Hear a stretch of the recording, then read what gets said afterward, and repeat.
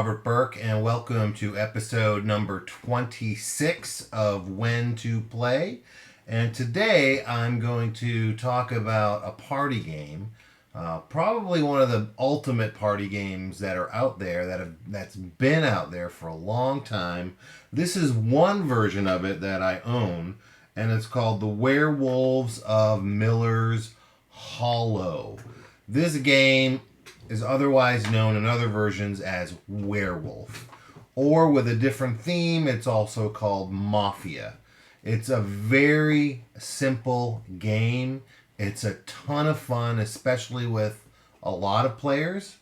And you can play this with just about anybody. They do not have to be gamers at all. You can introduce this game to all ages of people from all walks of life, and most people can have a really fantastic time with this game. Now, this version comes in a very small box, and I think I paid a little over $10 for this. So it's really not worth the price. You'll pay that $10 for the convenience of getting the rule set and getting nice quality cards and a small box to carry it around in. But really, this game can be played with a regular deck of cards, or you can make your own cards, or you can print them out. You can find lots of different versions of cards online for free that you can print out. The components are minimal. Every player in this game is going to have one card, and that's it for the whole game.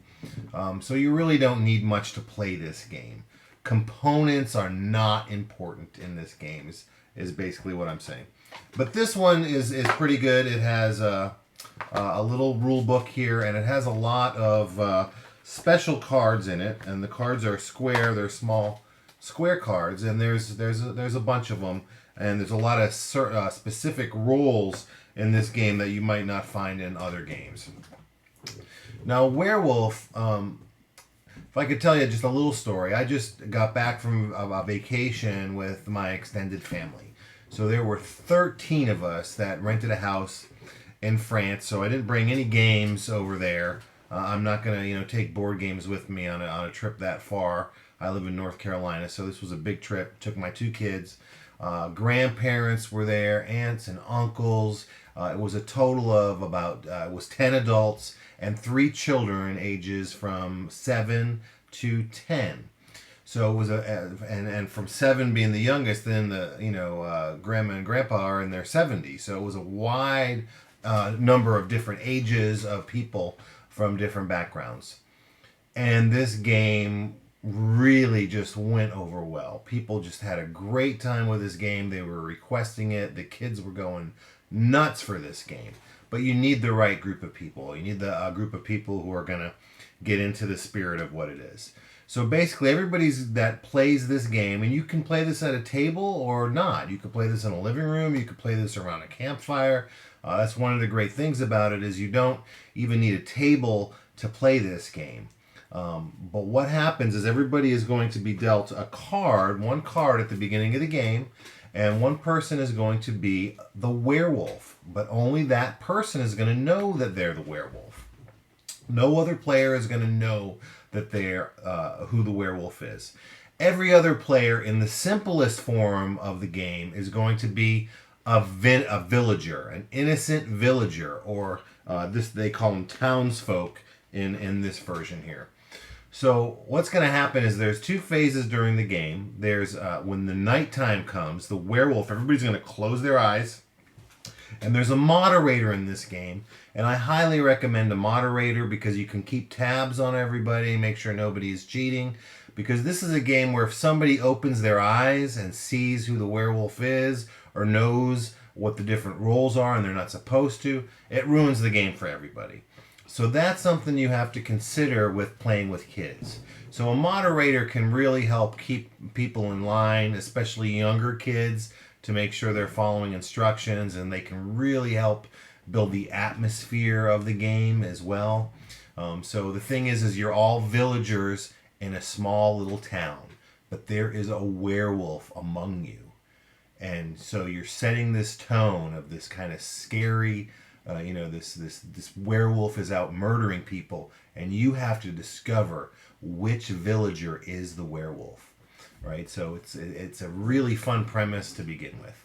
So at the first time, when the first night comes, everybody closes their eyes, and then the werewolf will open their eyes and point to one other innocent villager, one of the innocent villagers, that they are going to murder that evening. All right. So after the moderator finds out who the werewolf has selected for the first night, everybody closes their eyes, and then the announcer, announces that, so this player X has been murdered. So then you go into the day phase. Then all the villagers, including the werewolf, because remember, nobody knows who the werewolf is. So during the day phase, the werewolf is trying their best to make sure they don't give any clues that they're the werewolf. They want to behave as a regular, innocent townfolk. So this is where the mob mentality comes in, right? All the villagers are going to vote to lynch who they think the werewolf is. They are going to hang somebody that they believe is the werewolf. This is not optional.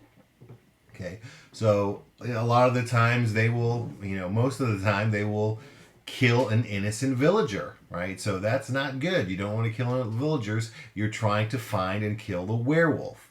So if the villagers can find and hang the werewolf, then they will win the game. If the werewolf kills the villagers, then the werewolf will win the game.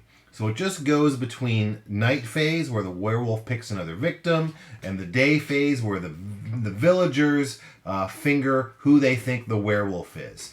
And so people are eliminated during this game. So if you don't like games with player elimination, this might be something you don't enjoy.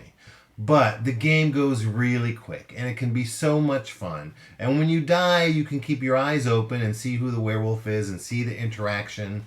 And it can be very entertaining, especially when people get into their roles, and especially when they are talking and acting and talking out loud on what their thought process is. Well, I think so-and-so is the werewolf because they would be the first one to kill that victim first, or I heard something, or they said this before and now they're changing their tune.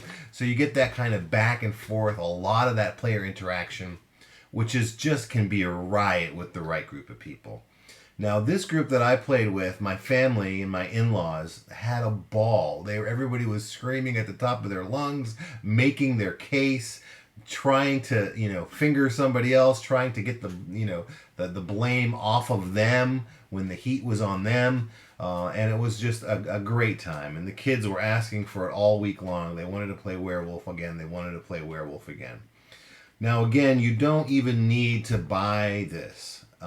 For $10, for convenience sake, I think it's worth it because it has all the rules in it. And it also has a bunch of special character cards, like I said earlier. Like the Fortune Teller is one of the cards in this game, where the moderator silently shows the Fortune Teller the character card of a player they choose. And then the moderator knows what that player is, whether they're the werewolf or they have another role, or whether they're an innocent villager. Then there is the witch. The witch can create a healing potion and a poison, and they can kill one player during the game, and they can bring one player back to life during the game.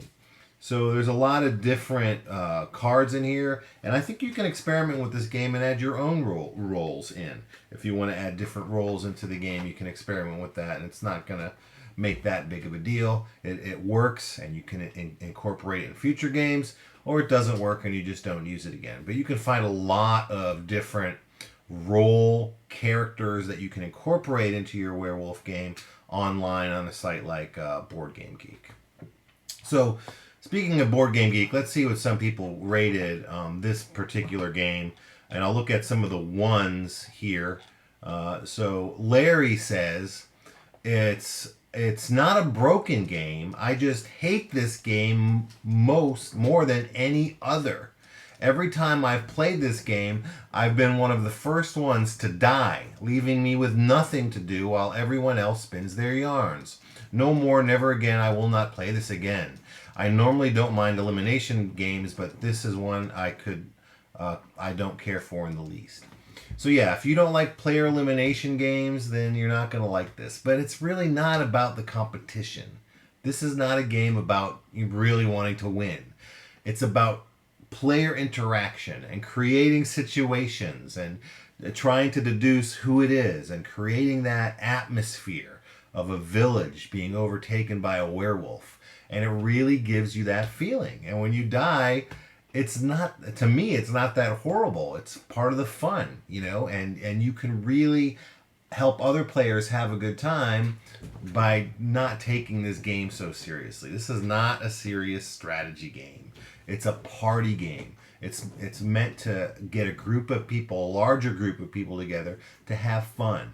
And it delivers in that. And because it can be such a quick game, it doesn't matter if you're eliminated. It really doesn't. Because, again, once you're eliminated, you can keep your eyes open and see who's who. And you can see how the game unfolds. And you're still having a good time watching how players are interacting with each other. Right? And the next game is going to come around very quickly. So it's not that big a deal. So I disagree with Larry, but there's probably other people like Larry who just hate games where somebody is eliminated and they want no part of it. But just, again, keep in mind that the game is very quick, so you're not going to be out of the game for very long. Then we have a novelty. Kieran says, a novelty in the first 2 times, but after that it was very much the same game over and over. Play usually starts with someone saying, "You have a big beard and thick eyebrows, so you must be a werewolf." Maybe the wrong crowd, but it was pretty dull. Good if you want to involve a big group. Replayability is low. Well, again, I think he has a point there that it is the same game, but like charades is the same game over and over and over again. But the interactions that happen and the situations that come up and how people react in different ways every time make it a different game every time. And it is very group dependent. If you're playing with a bunch of boring people who are all introverts, then the game is not going to be as fun. If you're playing with family or friends, or if you're playing with creative people, then this game, it can be an absolute riot and hilarious and just a really fun time. It really can. So let's see what some people who rated this high, rated it 10 on Board Game Geek says. Werewolves, the main fear of most people. The best part of this game is its type of guess who and bite and run style of gaming. Funniest part through is the unpredictability and persecution. Yeah, I agree with that. When you're the werewolf, you really feel like you're trying to fit in with the crowd and fly under the radar, but you're making your kills at night. And when you can win as the werewolf, it's a really great feeling. And on the other hand, when the villagers can really figure out who that werewolf is and get rid of them and save the other villagers, it's a really great feeling as well. Rob says, this is one of the great party games. I agree. And Jeremiah says, best group game ever. I can't wait until the expansion is available in English. Mike says, hilarious fun with the right group. I've spent more time playing this game than any other. Great fun with a huge group. We like to combine characters from several versions and make up our own to add some spice. So that's one great thing, like I mentioned earlier about Werewolf, is you can really mold it. It's such a simple game. The rules are just so straightforward. Everybody gets one card. They know what their role is. They're either trying to kill the werewolf or they're trying to survive as the werewolf. And then these other roles that you can add a lot of more intrigue to the game. And you can create your own roles and throw them in. You can look up roles on the internet and throw them in. You can mix and match. And it makes for a game that can be expanded as you learn the different mechanics. And when I played with my group that never played the game before, I started with just werewolves and villagers. Then I threw in a mystic, and then I threw in a healer after they got that, and then I threw in a sheriff. So you can add one role to build it up as the night goes on. And again, like Mike says, it's great for large groups of people. It's one of the few games where you can play with a ton of people and really have a good time. So there you have it. So all in all, this version, the Werewolves of Miller Hollow, has a score of 7.09 on Board Game Geek, which is really good. So its party game rank is 17. But there's probably an entry for just plain Werewolf, which is the original game, or I think the original game was actually called Mafia. But Werewolf, the game, is listed as 1986, so it's a pretty old game.